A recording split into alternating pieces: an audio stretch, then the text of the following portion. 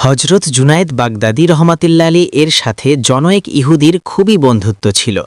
একদিন ইহুদি তার নিকট এসে কিছুক্ষণের মধ্যেই চলে যাওয়ার জন্য ব্যস্ত হয়ে পড়ল। জুনায়েদ বাগদাদী রহমাতুল্লাহ আলী বললেন, কোথায় যাচ্ছ? ইহুদি বলল, আজ আমাদের একটি সমাবেশ আছে, সব ইহুদি সেখানে উপস্থিত হবে, আমিও সেখানে যাব। জুনায়েদ বাগদাদী রহমাতুল্লাহ আলী বললেন, আমাকে তোমার সাথে নিয়ে চলো। ইহুদি বলল, আপনি সেখানে যেতে পারবেন না, সেখানে কোনো মুসলিমকে দেখলেই হত্যা করে ফেলবে। তিনি বললেন, আমি তোমাদের বেশ ধরে যাব। জুনায়েদ বাগদাদী রহমাতুল্লাহ আলী তার সাথে সেখানে গিয়ে দেখেন একটি আসন তৈরি করা হয়েছে। কিছুক্ষণ পর একজন বৃদ্ধাকে সেই আসনে বসানো হলো। এই বৃদ্ধা প্রতি বছর এখানে বসে জনতাকে একটি মাত্র উপদেশ দিতেন। তারা সবাই সেই উপদেশ পালন করত, কিন্তু এইবার সে চুপ করে বসে রইল। ভক্তরা বলে উঠল, আপনি আজ কিছুই বলছেন না কেন?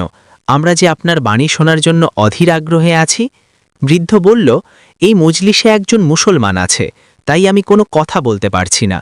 ইহুদি বলে উঠল, কে সেই মুসলিম? আমরা তাকে হত্যা করব।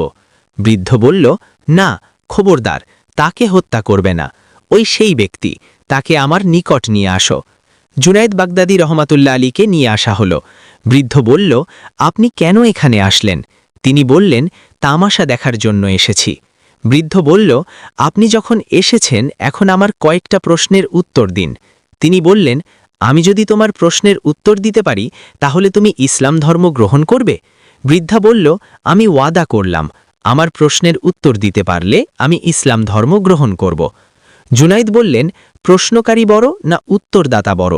সে বলল, উত্তরদাতা বড়। তখন তিনি বললেন, তুমি প্রশ্নকারী, তুমি আসন হতে নেমে আসো, আমি ওই আসনে বসে উত্তর দিব।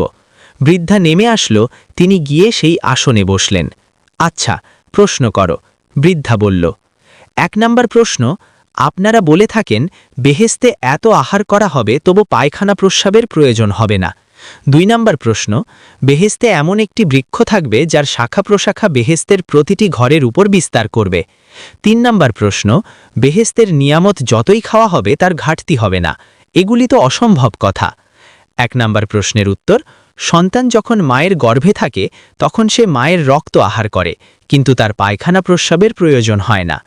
২য় নম্বর প্রশ্নের উত্তর, পৃথিবীতে সূর্য মাত্র একটা, কিন্তু তার আলো সকল ঘরের উপরে পড়ে। ৩য় নম্বর প্রশ্নের উত্তর হল, কুরআন শরীফ তেলাওয়াত করে, শ্রবণ করে এবং তার দ্বারাও উপকার পায়, কিন্তু তার স্বাদ ও মাধুর্য কমে না। অতঃপর বললেন, আমি তোমার ৩টি প্রশ্নের উত্তর দিয়েছি, এখন তুমি আমার একটি প্রশ্নের উত্তর দাও। বৃদ্ধা বলল, প্রশ্ন করুন। জুনায়েদ বাগদাদী রহমাতুল্লাহ আলী বললেন, বেহেশতের দরজার উপর কি লেখা রয়েছে? বৃদ্ধা শুনে চুপ করে রইল। সব ইহুদিগণ বলে উঠল, আপনি আমাদের ধর্মীয় নেতা, আপনার ৩টি প্রশ্নের উত্তর দিয়েছেন, তার একটি প্রশ্নের উত্তর আপনি কেন দিচ্ছেন না? বৃদ্ধ বলল, আমি যে উত্তর দেব তোমরা যদি তা মেনে নেওয়ার অঙ্গীকার করো তবে আমি উত্তর দেব। তারা সকলেই অঙ্গীকার করল, আমরা অবশ্যই মেনে নেব। বৃদ্ধা বলল, বেহেশতের দরজার উপর লেখা আছে, লা ইলাহা ইল্লাল্লাহু মুহাম্মাদুর রাসূলুল্লাহ।